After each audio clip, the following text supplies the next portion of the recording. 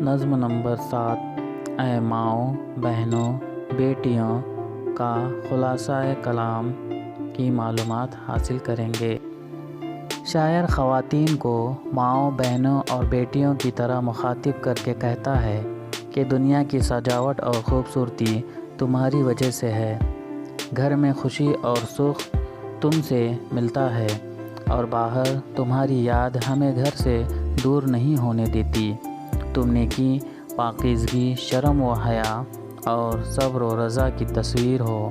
یہ ساری خوبیاں تمہاری وجہ سے دوسرے انسانوں کو ملتی ہیں۔ تم اپنے بیٹوں، بھائیوں اور شوہروں کی ہمدرد ہو۔